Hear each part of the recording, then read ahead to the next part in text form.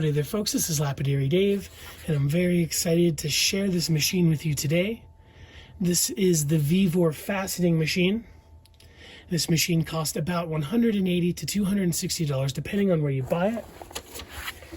I believe it was designed for the intention of faceting, not for making cabochons like we're going to do in this video.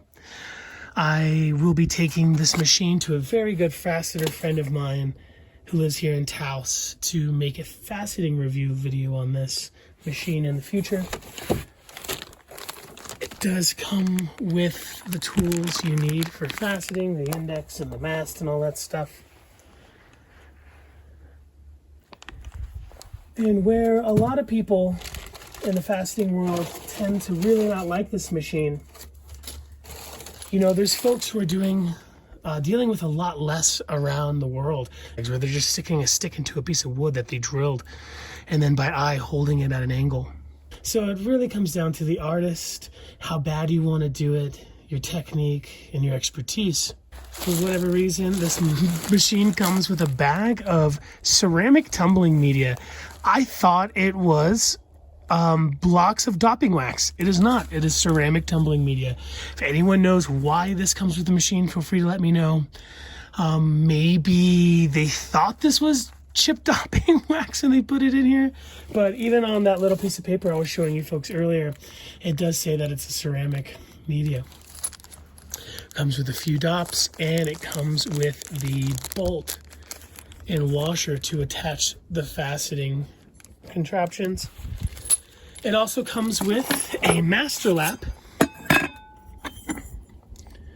It's actually pretty nice. So I have used this machine for about a week, and I used this master lap and a 80 grit topper. And it's pretty true. You'll see here shortly. It also came with what seems like either 600 grit or 800 grit diamond topper lap, which I'm surprised because it doesn't mention it on any of the websites, different websites where you can buy this, and like the specifications like that they write up about the machine. So it's pretty nice. I probably won't use it, and I think my friend who's going to be doing the faceting review is probably going to want to use his toppers, but it's still kind of cool. I mean, that it came with it. So one of the most exciting things about this machine is that it actually exists. I've been seeing this machine for over 8 years on websites such as Alibaba, DHgate, AliExpress, all for around the same price. And I've always been a little intimidated to buy from those websites. Nobody that I know who orders from those websites have had anything ever bad happen to them. But it was a little intimidating, especially since I was really looking at this machine when I couldn't afford others. So it's so nice to see these things being sold on like Walmart.com. Not that they're affiliated with Walmart. Other people can sell through Walmart. Amazon and eBay. I don't know which place had it the most affordably at $180. And I don't think there's anything difference between the one that they're selling for $180 and the one that they're selling for $260. I think someone's just probably marking it up a little bit. Don't really know.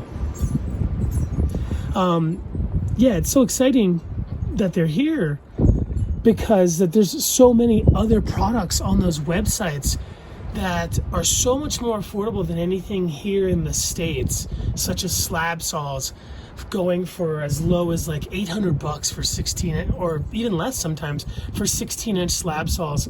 I saw on there somewhere a 24-inch cabinet slab saw for like $1,800. That can be well over $5,000 here in the States.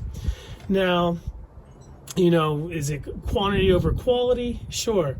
I read in one of my comments somewhere that quantity, that somebody famous once said that quantity is a quality all to itself, right? Anyway, I think a lot of us wouldn't mind having a really cheap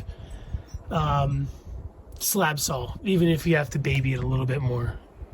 Is it a replacement for a nice, you know, Covington? No. For Highland Park? No. But, you know, whatever gets you working stone to save up money to buy yourself a better machine, it's great. You know, in the music world, they say, buy your child the best violin you can when they start off so they're inspired to play. If you can afford a Genie, don't buy this and cheap out just because you're going to save a little bit of money. Go ahead and buy the Genie. It's going to inspire you to work. But if you were like me when I started off and just really couldn't afford a couple $100 extra to buy a better machine, I think this will work. So when I was given this machine, my idea for the video was to compare it to the Hi-Tech All You Need, where the vertical flat lap with 5 different abrasives and their master laps is about $550. Before we even start talking about the difference in prices, just understand that Hi-Tech is a fantastic company out of Illinois, I believe, and the customer service is great. Do not expect customer service from Vevor. This is practically a disposable machine at about $180 to $200. That being said, I bought the similar accessories from Johnson Brothers that Hi-Tech provide in their All You Need package, which is a 180 grit diamond plated metal disc, 3 abrasives, 320, 600, 1200 grit diamond impregnated resin discs, and a master lap with some kind of polishing pad that you then use a diamond paste syringe to charge. After buying all that, this machine was about, well, everything I had was about $375 altogether, the machine and the accessories. Now, if you can buy the Hi-Tech, if you can afford the Hi-Tech combo, get it. You know, I highly suggest it. But if you were like me, where, you know, $20 when I was getting started could have been the difference between me not getting a machine or getting a machine, let alone over about $100 difference. I'm not saying don't get it. It's not bad. I did work an agate earlier while making this video. It didn't take too long. The Johnson Brothers discs are pretty good. I don't know how to directly compare them to Hi-Tech since I haven't used Hi-Tech diamond impregnated resin discs in a long time, but the Johnson Brother ones are great for the money. I think they're about $30 to $35, where I do believe the Hi-Tech ones are more money. One thing I will say about the Hi-Tech All You Need combo, I like to call it the mostly all you need. They're trying to provide you with a product that can do the most things with the least amount of money. 180 grit isn't the most aggressive disc. I bought an extra 80 to use in this video because of that. Now, if you're trimming your stone on a trim saw very close to where you want to shape your stone, then 180 for the most part isn't a big deal, even with hard agates and jaspers. Turquoise and Varisite and softer stones, no problem with 180 all day long. You don't even need to trim it. But the jump from 180 to 325 seems to be a big deal for a lot of people cutting agates and jaspers. Most people in the United States are going to be cutting a lot of agates and jaspers. When people ask me, what machine should I get?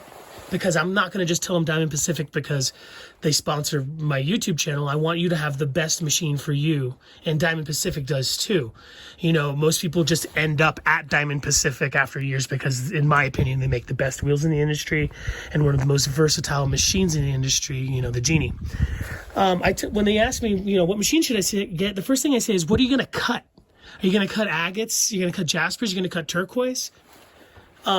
Because if you're planning on getting a Hi-Tech and you want to cut a lot of agates and jaspers, I would highly suggest getting the All You Need and buying a couple extra things. Get a cheap 80 grit, or you can get a good one. There's a lot less difference between good and cheap diamond plated discs than there are with good and cheap diamond impregnated resin discs. So you can get a cheap 80 and then buy a 100 grit diamond impregnated resin disc. So you can go from 80 grit hard disc, 100 grit diamond impregnated resin. It sounds close, but they're very different because of where the diamond is, either in metal and resin. The 100 grit diamond impregnated resin gets rid of all of the scratches that are like chalky deep scratches and leaves a bit of a satin finish. From there you go 325, 612 in your paste. And for a little bit less than $100, you can pretty much work everything. So at about $650, the high-tech all you need combo plus those 2 discs, making it that $100 extra, is pretty much literally all you need. Now, the watering system. This machine doesn't come with a watering system. It is very easy to rig one up. I use a 2.5 gallon drinking water container, and I have it dripping to as close to the center of whatever disc I have as possible. Easy peasy. I don't want too much water. I don't want too little water. If you're only going to do cabbing on this machine or just flat lap work, which this machine is worth $180 of making things flat. That is if you just want to make your cabs flat, this machine is great for $180. But if you're just going to use it as a flat lap or a cabbing machine, I'd cover this up because it does seem like the water's getting flung out here, and I believe that's where the index would come from when it's set up as a faceting machine, and you use a lot less water. Also, the drain is on the side here. You're going to want to figure out where you're going to want that water to go. It's not very long. You can make it longer. It's super easy. Now, what I did to my diamond impregnated resin discs is I put sponge back pads. High-Tech does sell them. I think they're about $5 to $7. That is very, very important when you are trying to make, you know, perfect cabochons with a really nice dome. It gets rid of all of the facets. A lot of people who buy the all you need don't even think about it because it doesn't come with it. The High-Tech all you need should come with that. You don't need one for the metal toppers, obviously, but you do for the resin. I bought some and I had some, and so all of my resin ones do have that, so keep that in mind when you see my results. You can see here it's got a really great dome. The light goes right across it. At only 3,000, excuse me. If you have a High-Tech and you want to get sponge pads, you can use a blow dryer and heat it up really nicely, and you can often get the resin discs off without ruining them. Put a sponge pad. Sometimes I even cut up an old yoga mat, and then you can put the resins back on. It is a night and day difference, folks. And if you just want to make things flat, you know, it's not going to stop you. You're still going to be able to get things flat, but when you're really trying to contour to the cabochon, the sponge helps night and day. All right, folks, so now I'm going to trim up a couple pieces to work. Something hard and something not as hard. I am trimming up here a piece of what I think is polka dot agate from Oregon or Idaho. This was sent to me by my very good friend, Scott Lambright. We did an unboxing of the awesome stuff he sent me. He sent me some purple sage agate and all kinds of good stuff. He's a great guy, fantastic artist, and the dude just straight up shreds on the skateboard. This stuff is really hard. I think it's important to, you know, demonstrate cutting something hard as well as something soft. Off camera, I took a big rock during a live and I shoved it up against the flat lap as hard as I could to see how much torque it took me to bog down the motor. And it's safe to say, with all honesty, that this motor is extremely strong. It took a lot for me to slow this motor down, where some other flat laps in the industry didn't take me as much pressure to get the motor to stop, or at least to slow down. So for the softer piece, I used a piece of lapis. Turquoise isn't the best demonstration for something because there's so many different varieties of hardnesses, and it's a lot more affordable to sacrifice a large piece of lapis in a video than it is for a large piece of turquoise. I'm using a super thin Johnson Brother blade here. Probably not the best for trimming something this size, but it worked out. The piece is nice. Don't know if it's dyed. They're doing that to lapis nowadays. I don't think it is. It is quite beautiful. And then I'm taking it here and I am retrimming just a little bit off. Just, you know, helping me help myself down the line. Like I was saying earlier, 180 grit is more than enough. Is more than aggressive enough if you trim as close to whatever size you wanted your cab to begin with. So I'm saving myself a little bit of time by doing that there. Still got more than enough meat to get a nice good dome and all that. So on one piece, we are going to do a sped up video. I'm doing that here where it's going to be sped up, and that's the agate. You know, everyone knows agate takes quite a bit longer than usual. I'm going to be starting at 80 grit, hopping on over to 100, so 80 grit hard wheel, like hard disc, diamond plated metal disc, then to 100 grit diamond impregnated resin disc, 325, 612, then 3000.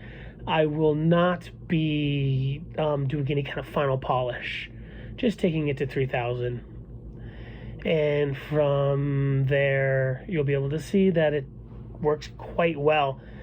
Something you can't really see, unfortunately, is my technique here because of where my flat lap was angled, the sun and such. And you're unable to see the diamond impregnated resin discs flex. It's kind of impossible to see through video, but it does flex even at this speed. It's very important. I can't stress that enough. If you have a flat lap, you're working with a flat lap, you don't have that kind of stuff, I would suggest maybe buying some or rigging some up yourself. It makes a big difference.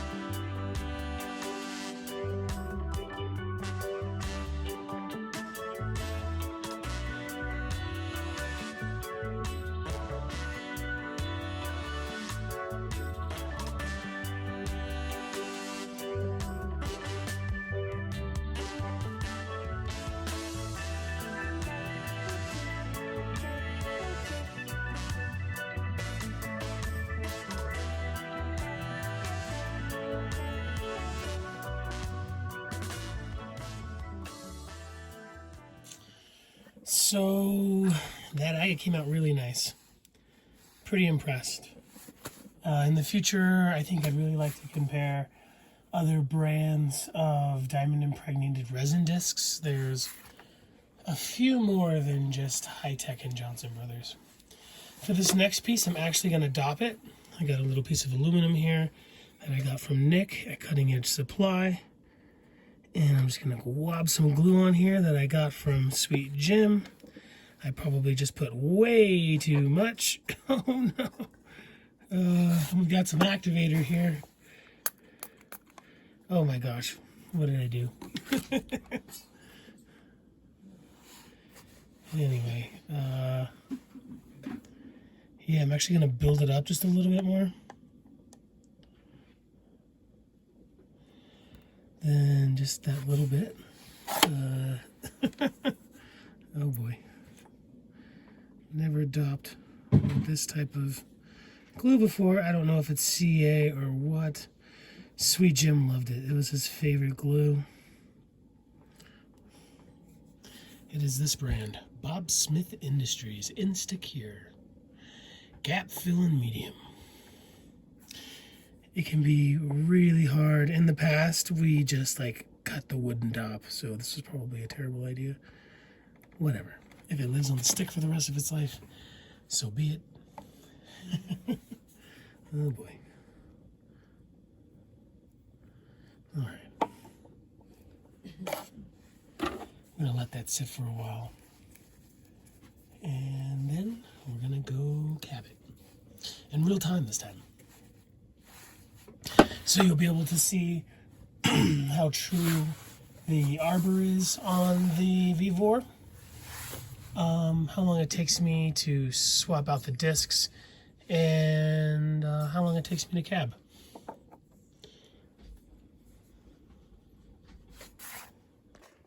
We're going to use the same grits as last time, so starting with 80.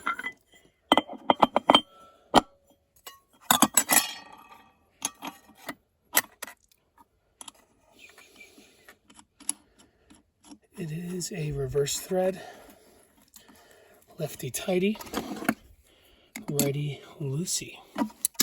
Let's see how much water we have left. We might have to go get a little bit more. It should be fine.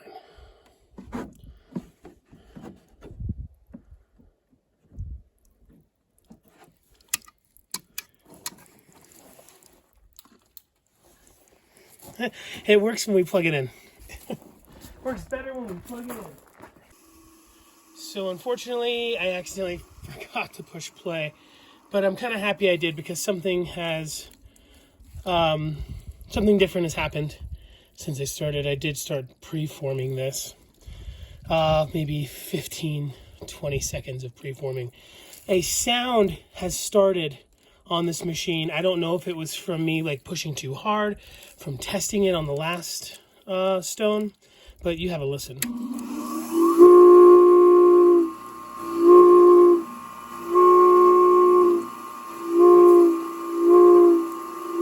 I don't know what that is. Food for thought for sure. It is new.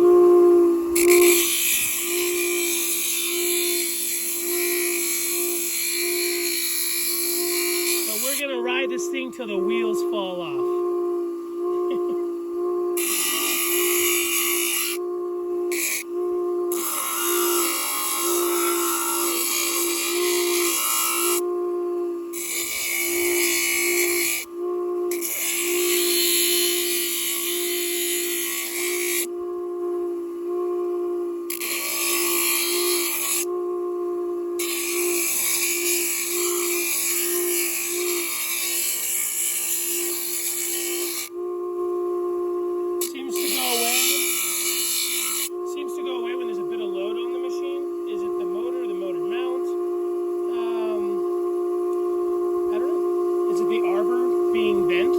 Me working one side too hard? I don't know.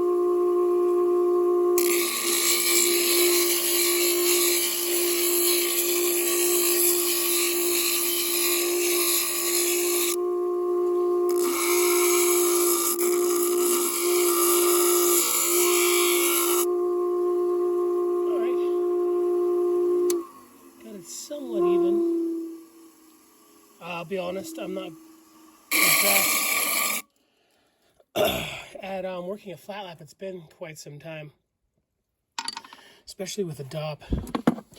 So let's take off this disc. It does seem like it doesn't perfectly fit, so maybe that has something to do with it. Let's spin it with just the master lap on it, see if the sound goes away. So that was stupid. Okay, let's spin it without any load on it. So it does seem like the sound is going away. Yeah, is it because that lap wasn't perfectly on there? I don't know. I didn't notice that before. Anyway, on to the 100.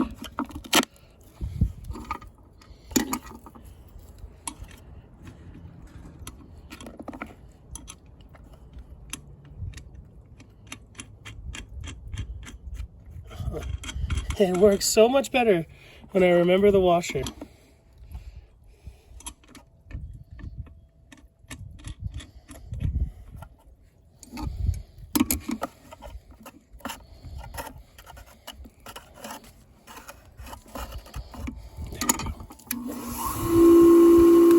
Sounds there a little bit again.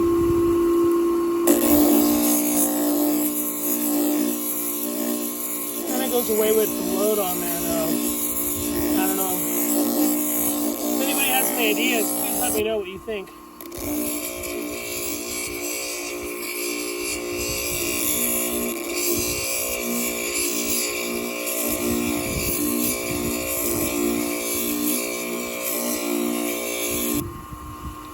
And it's gone now.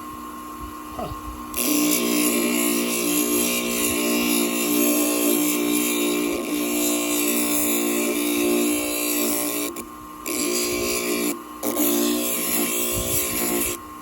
Again, it's pretty impossible for you folks to see, but I think the cushioning helps so much.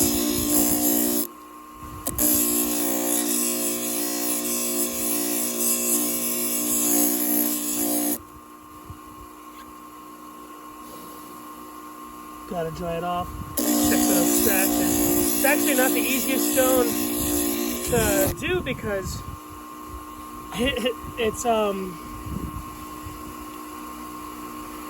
little bit softer, so it's harder to dry off. But then because it's blue, it's harder for me to identify what scratches are which.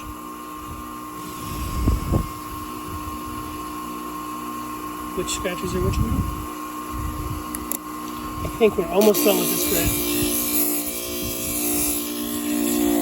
Now, where 100 grit is aggressive enough to remove those 80 grit scratches very fast, it is not aggressive enough to shape your stones. So, don't think that you can replace the diamond-plated metal discs, because you have to have at least one. I could have probably used 180, like what comes on the all-you-need. If I wanted to. I guess I was just thinking that I'd be saving time. Yeah, pretty much ready to go. To the next grit. Definitely the sound is gone. I wonder if it'll come back later. It could be that plated disc is the hole's too big.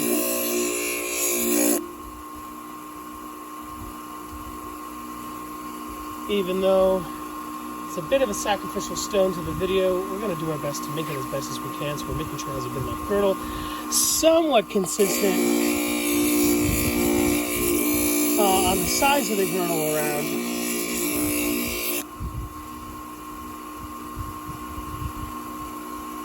And that it has a decent dome. It's getting quite cold out here in Taos.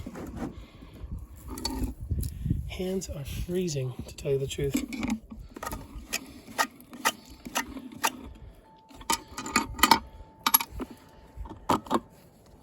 All right, so from here we're going to 325. In all honesty, we probably could have skipped. Oh, yeah, we probably could have skipped 200 altogether. I don't think there'll be a time where I need 100 and 200. The jump from 100 to 225 is definitely good enough. For soft stones and for hard stones, 200 was unnecessary. Where the jump from 180 to 200, if you're not using an 80, I think would do the same thing as me jumping from 80 to 100. So if anybody out there has all you need, I'd be willing to sell you this brand new 200 sponge back and acrylic to help you get the fast results you see me doing here, because I probably won't be using too much 180. And if I did, no, I just don't think I will. Just do some food for thought. There's the sound again. Goes away with a bit of load. What do you think that sound is?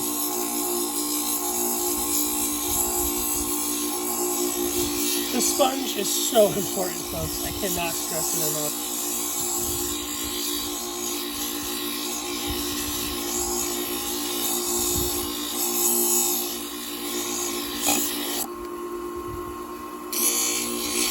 Got to be careful that center, especially when you're working stones that are softer than steel, because it will scratch the surface.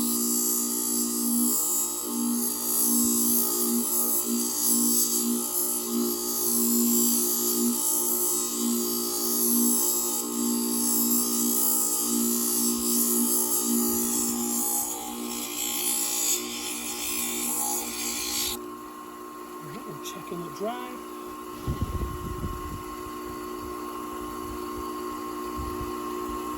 Already kind of glossy dry. I'm going to work it a little bit more. On this next few passes, I'm going to try to orient the scratches up and down across the stone. This way I know I've removed those 100 grit scratches. 100 grit scratches don't leave powdery scratches like a hard disc does. Check this out. Well, I guess there isn't any on this other stone, but I think most of you folks know what I'm talking about.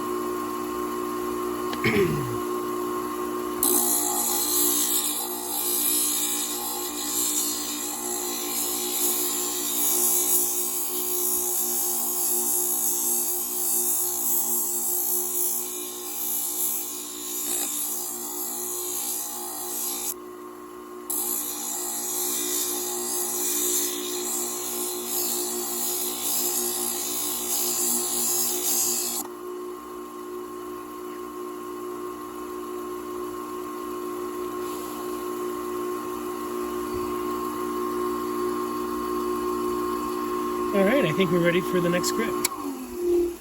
Didn't take too long. I gotta stop wiping the stone on the shirt. I love this shirt. It's my All Cowboys Are Bastards shirt. And I don't want to ruin it. I already ripped it. Alrighty, so the next is 600.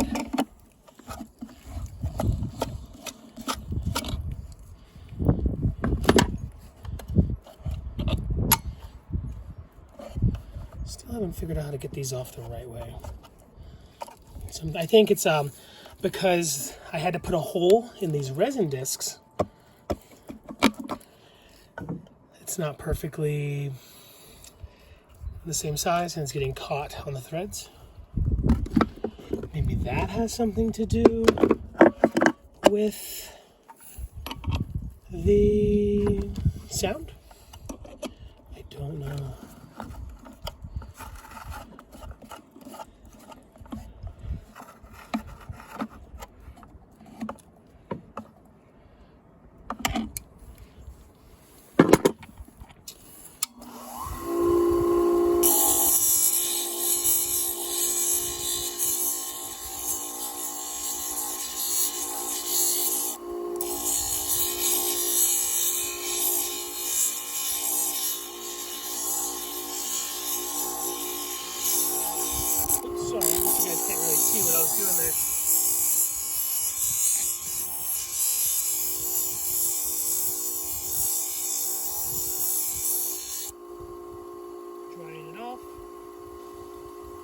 taking a look. Already almost done with this grit. Now we're going to do our girdle.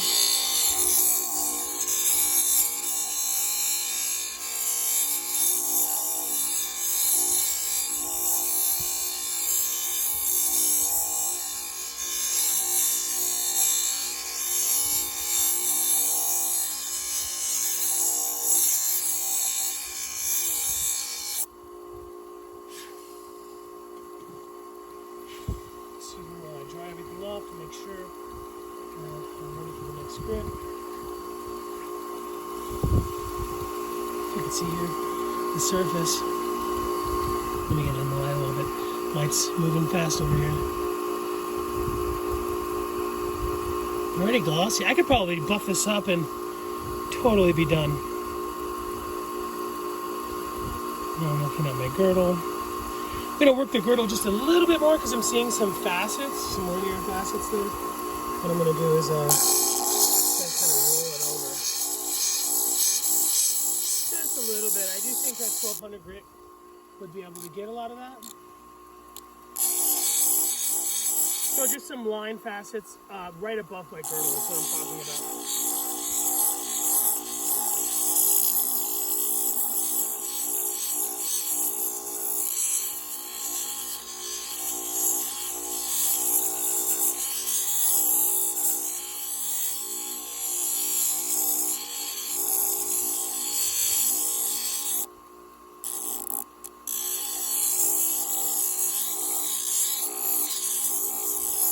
Definitely done with that grit.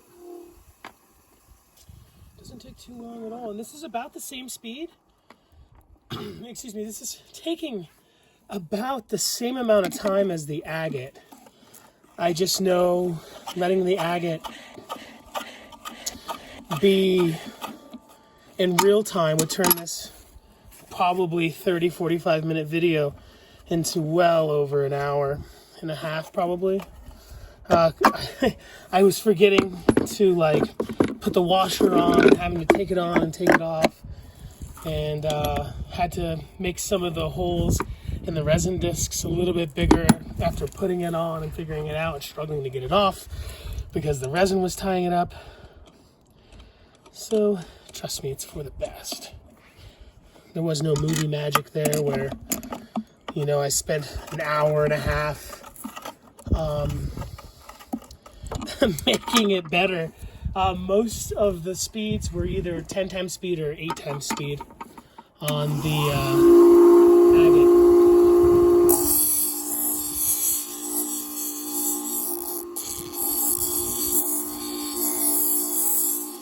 I should have really not have used the dop. I'm just going to take it off right now. The dop is good for some folks. I just think I can get so much better action, and I just wanted you guys to see what I was doing, but this isn't a flat lap cabbing technique video. If you guys want any of that, you guys should go talk to Lapidary. That guy is a flat lap genius. I can't wait to see him on a good set of wheels. Yeah, and I can just hit my girdle so much easier this way. It was cute. It was a cute idea. Oh, now I got the glue all over my fingers. That sucks.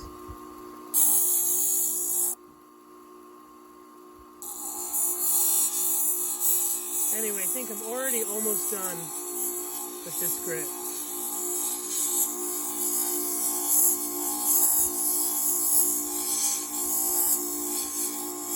How would you know? It is a feeling, but also you have to dry off your stone. So the sound is gone again, whatever that was. When you look at your stone, you have to look at your stone dry. A good lapidary is looking at their stone dry about as often as you have it on the wheels.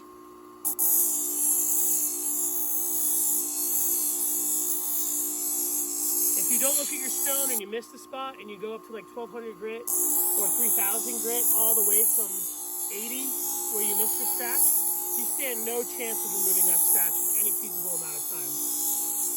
And it also works the other way, where if your scratch was gone and you wasted 30 minutes on the same grit, well, now you're just wasting your stone, right? If it's a nice stone, you're throwing away money from your stone whittling away. You're also wasting the diamond on your abrasive. And you are wasting your time, which I think when everybody gets to where they want to be lapidary-wise is the most valuable thing in your work. Now, since I cut so often on camera, I like to at least hit every single spot before I move on, with the hopes I didn't miss a spot, and then go back and hit those spots directly. That's a bad habit.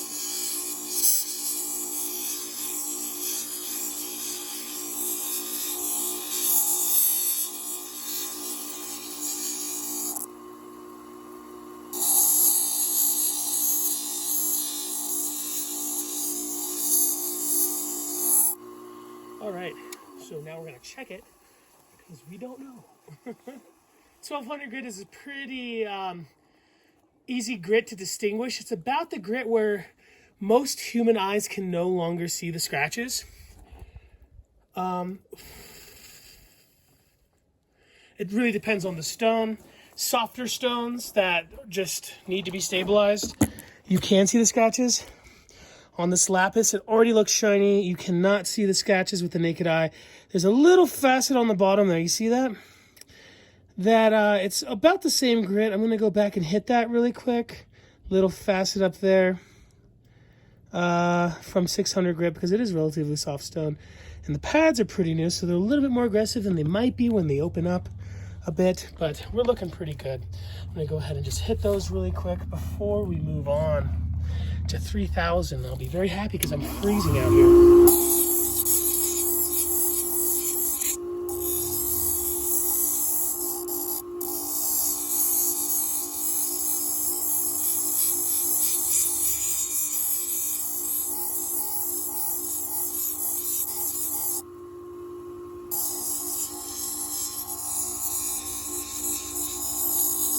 One day I'll have a nice warm studio I can work at 24 hours straight. We should definitely do like a charity event where me and a couple other dudes in the scene, we work for 24 hours straight.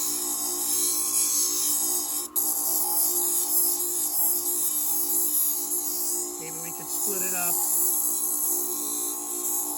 like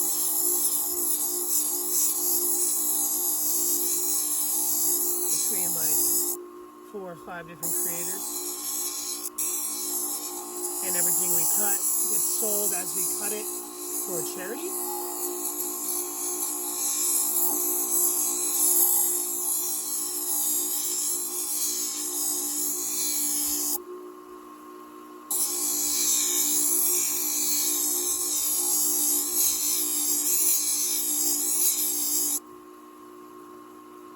All right.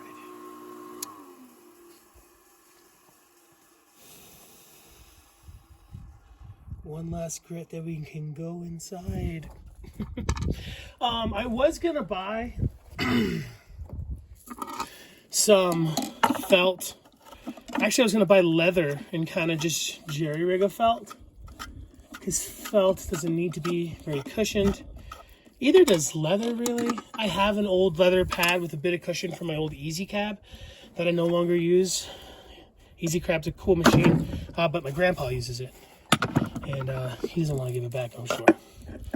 So I have the leather. He doesn't use the leather.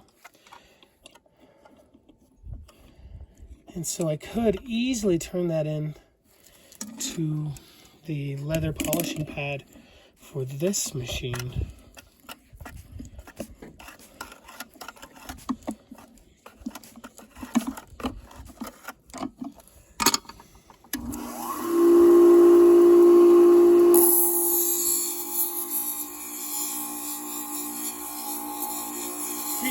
Grit is the same feeling for me as like after a long like vacation and you pull into your hometown. You're not quite home yet, but you're just so close that you don't mind taking a little bit extra time, maybe even more time than you ever needed to get there where you're going.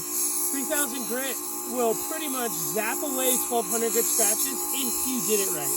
3000 grit will not remove 600 scratches 98% of the time. It will not remove, 280 grit scratches 99.9% of the time.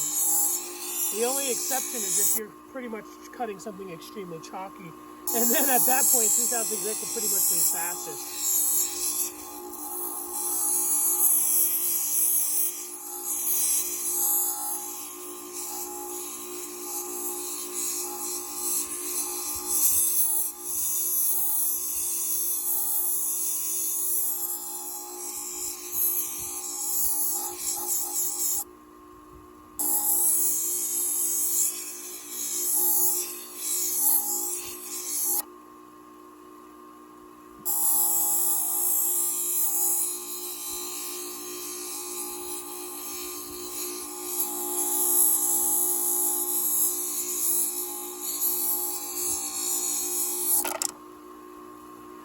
I guess that's a good time to check the stone when it flies underneath the lap.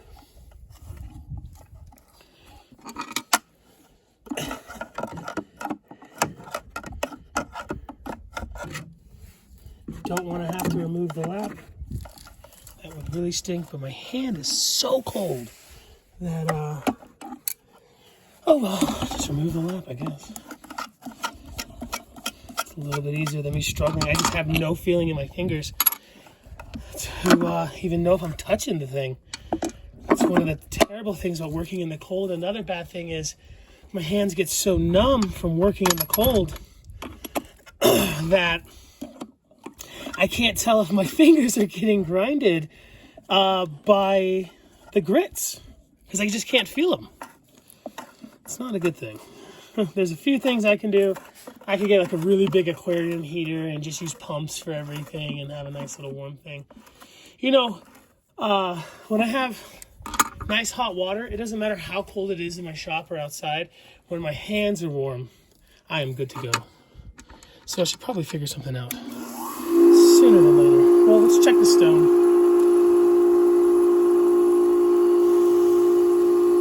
It's looking great. Do one more pass. One more little pass.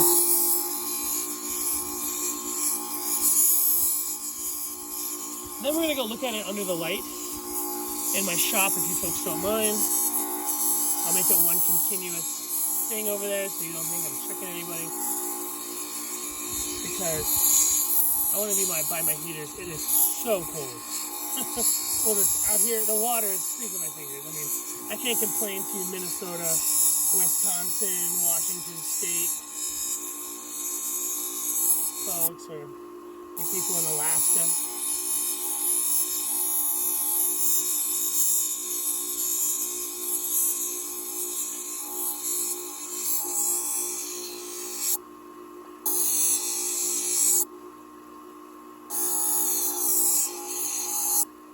All right, just because we want to do it right, before we run over there, we're going to take that glue off the back.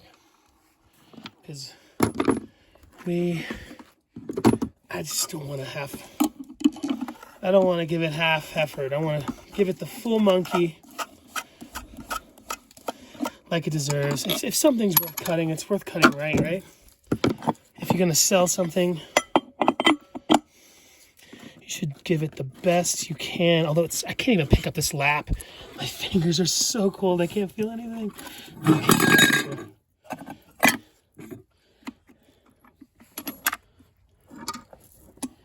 right. Oops. Wrong way.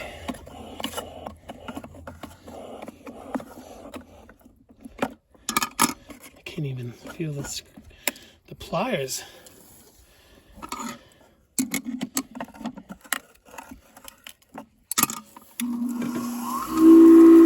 Yeah, you hear the sounds way worse on this flat lap that the hole's too big. Maybe that's it.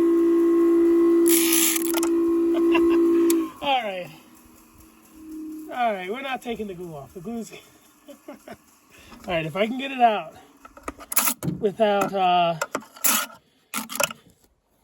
taken the lap off, there we go, then I will hit it. But talk about contamination. Jumping around underneath the flat lap. It's definitely a way to contaminate your stone, right?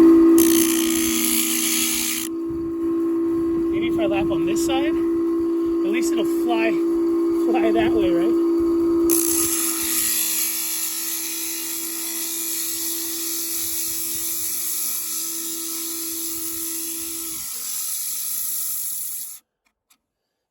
There we go. We did it. All right, let's go over here. Ooh. Chile, chile. Chile, chile. All right. And we are here.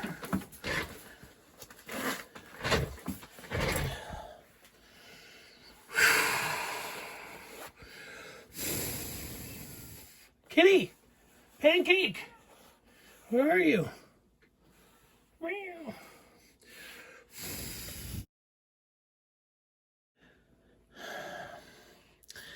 So 29 minutes total plus 20 seconds, maybe 10, 15 seconds off camera of me just grinding away at the dop. I forgot to push play. And that is our final polish. Final pre-polish, not our final polish. Pre-polish. Let's hit it with the Zam Bam. The Wham Bam Zam Man. Zam Zam.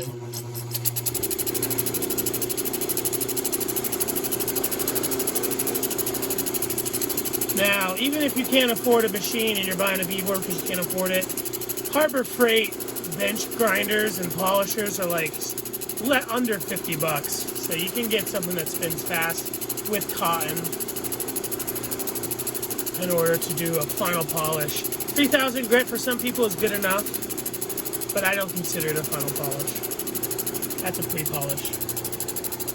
Doesn't look like it did very much, actually. Looks about the same. Let's do a good test. Will it get darker with water? It does not get any darker with water.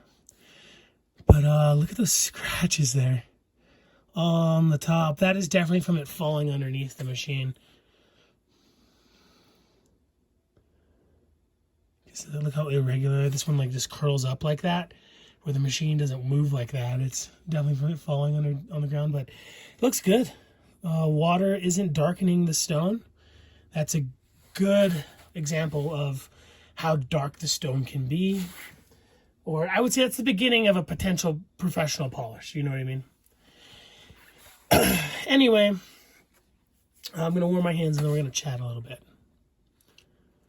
Little lapis guy. Not too bad. Didn't take too long at all. You can tell it's cheap when it has like this yellow stuff on the side. It's not just the gray stuff. I've seen pieces of lapis that were fully that color yellow and just spots of blue. Anyway, gonna warm the old hands, get some of the glue off. I'm gonna go play some bluegrass.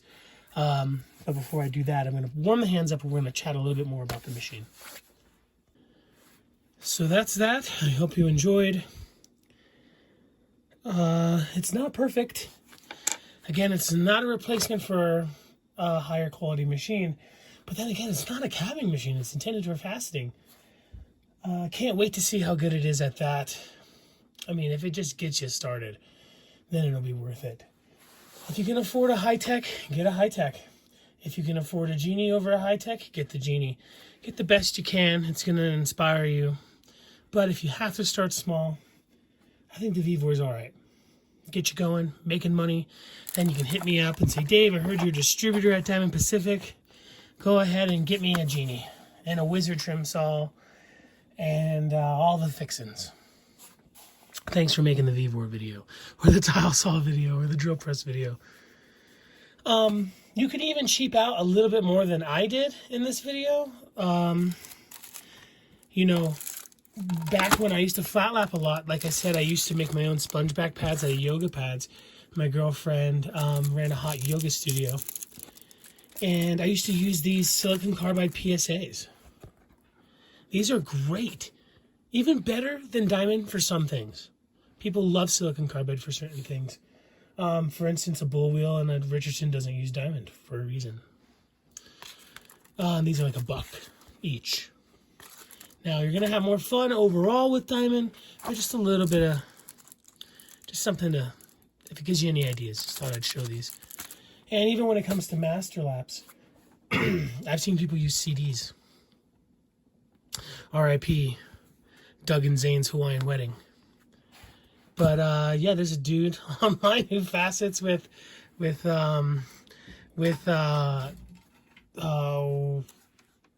is it? Yeah, CDs.